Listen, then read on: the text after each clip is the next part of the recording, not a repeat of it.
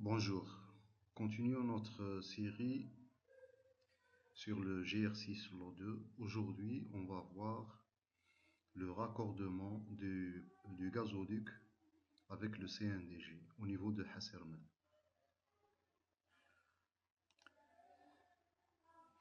Alors, dans la zone de Hassermen, nous avons une ligne de à peu près 8 km à construire entre le PC6 et le CNDG. Le PC6, il va se localiser à peu près à une distance de à peu près 2 km entre le PC6 du GR4. Donc on va voir avec la règle. En principe, entre le PC6 et le GR4, il y a à peu près 2 km. Donc en tout ce qui concerne les lignes d'interconnexion, fibre optique, et ainsi de suite. Donc le GR6, il vient en longeant la nappe à gauche. Il va traverser la nappe en cet endroit avant le PC du GR4. Il va continuer en parallèle avec la nappe, donc à droite, avec le GR4 jusqu'à...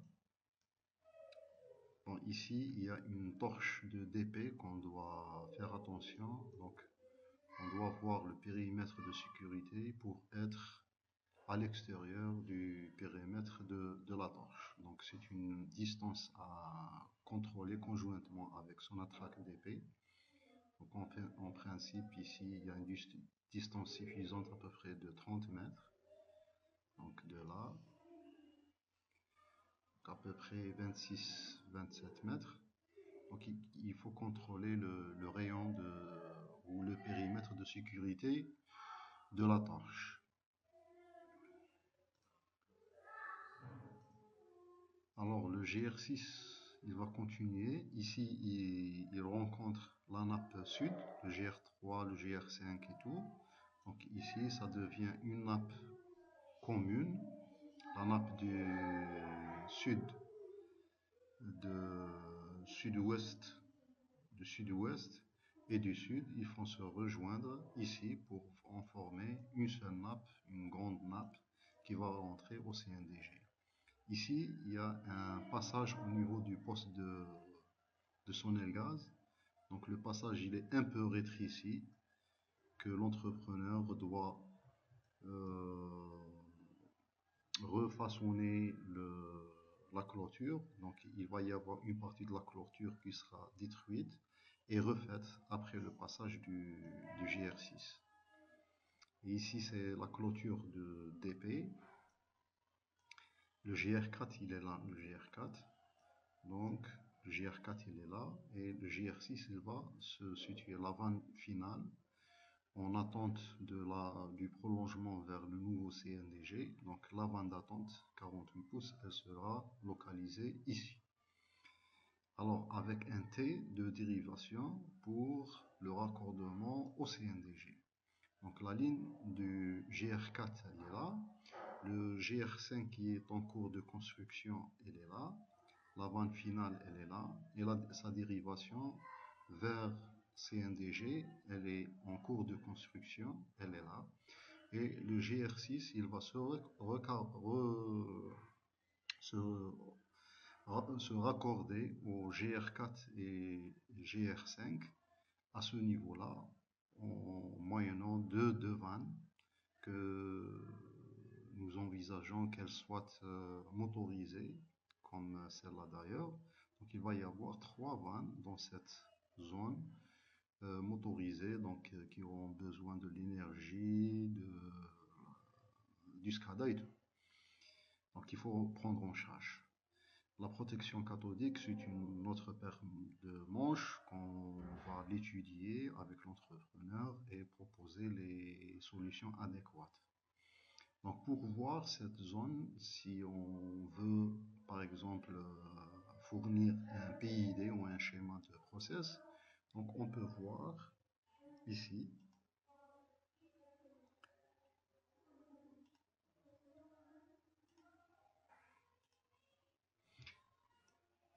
Alors, on a dit que le GR6 qui est en cours de... C'est un schéma de principe, donc, qui va nous schématiser à peu près ce qu'on a vu tout à l'heure. Donc le GR6 qui est en cours qui est en projet, le GR5 qui est en cours de construction et le GR4 qui est déjà construit fonctionnel. Donc ces deux gazoducs-là sont déjà raccordés à l'intérieur du CNDG au niveau des 20-36 pouces. Et ici, c'est la clôture du CNDG qu'on avait vu tout à l'heure ici, pardon, qu'on avait vu ici. Donc ça, c'est la clôture du CNDG et les deux pipes de raccordement du GR5 et GR4 sont à peu près ici. Donc le principe, c'est comment le GR6 va être raccordé au CNDG. Donc il va être raccordé à l'extérieur. Donc moyennant deux raccordements en charge avec insertion de T ici sur le GR4, sur la ligne de raccordement GR4 et de la même manière au niveau du GR5. Le GR5, bon, il est en cours de construction. En principe, avant de mettre en gaz, on doit insérer le T et la vanne d'attente pour faciliter les travaux de connexion futurs pour le GR6. Donc, chose qui va être discutée avec Cosider, puisque c'est le même entrepreneur sur GR5 et sur GR6. Donc, ça va dépendre des incorporables si on aura à notre disposition la vanne, le T et le tube de poste. Et le fond bombé, bien sûr. Alors, le principe est simple, c'est d'avoir une ligne 42 pouces qu'on va mettre un clapet anti-retour ici. C'est pour faciliter l'exploitation du GR6 à partir de la station, la nouvelle station du GR4. Donc, et mettre deux vannes motorisées.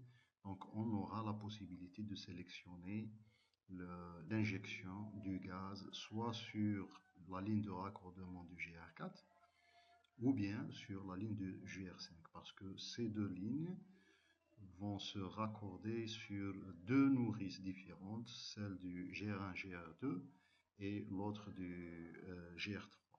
On peut le voir à l'intérieur du CNDG. Ici. Donc, nous, on aura la possibilité de mettre le gaz du GR6 sur cette nourrice, ou bien celle-là, donc soit en passant par la nourrice du GR3, ou bien la nourrice du GR1, GR2. Le GR4 et le GR5 sont raccordés à ce niveau-là, à travers ces 20-36 pouces. Donc nous, on n'aura rien à raccorder à l'intérieur du CNDG. Donc on sera raccordé uniquement ici à l'extérieur. J'espère que cette présentation va faciliter la compréhension du principe de raccordement du GR6 au niveau de CNDG. Donc ce que j'ai mis comme note ici, donc on peut lire la note 1 qu'il faut définir l'emplacement des joints isolants. Donc le GR4 il va être isolé cathodiquement par rapport aux autres pipes et nappes. Donc il faut prévoir des joints isolants soit ici, soit ici.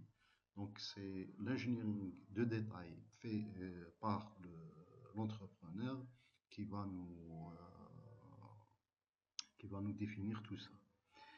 La note 2, c'est une étude de protection cathodique et d'interférence au niveau de la zone de raccordement entre les trois gazoducs doit être réalisée. Donc c'est ça. Donc on va étudier toutes les, puisqu'il y a un courant qui est injecté dans ce pipe, un autre ici, et le nouveau ici. Donc il va y avoir des interférences qu'il faut étudier tout ce phénomène pour régler et mettre sous contrôle cathodique de tous les pipes. La note 3, c'est à prévoir les accessoires de sécurité et d'opération comme les PSV, les clapets, etc. Donc s'il est nécessaire de mettre en place des soupapes de sécurité pour protéger les surpressions, il faut le faire. Et aussi les clapets, comme on avait expliqué, c'est pour empêcher le retour et la souplesse d'exploitation des gazoducs. La note 4, c'est le contrôle-commande des vannes, XV, celle-là et celle-là et celle-là. Donc, ainsi que la transmission des signaux doivent être étudiés et implémentés. Donc, tout le système de contrôle et de commande et la télétransmission des signaux doit être étudié, implémenté dans le PID après. La note 5, c'est à étudier les tie-in pour un minimum de joints de garantie. Donc ici, si on va remarquer qu'on va insérer un T avec deux joints, un autre joint ici, ici la même chose, donc il va y avoir beaucoup de joints de garantie. Donc il faut étudier en détail comment minimiser les joints de soudure qui ne seront pas soumis au test hydrostatique. Donc à étudier les tie-in pour un minimum de joints de garantie. Pardon. Et la note 6, toutes les vannes doivent être à l'intérieur des clôtures. Donc ici, les vannes, ils seront à peu près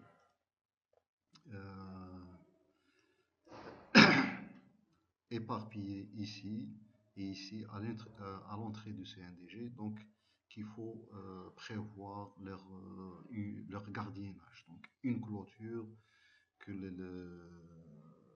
les vannes vont être à l'intérieur.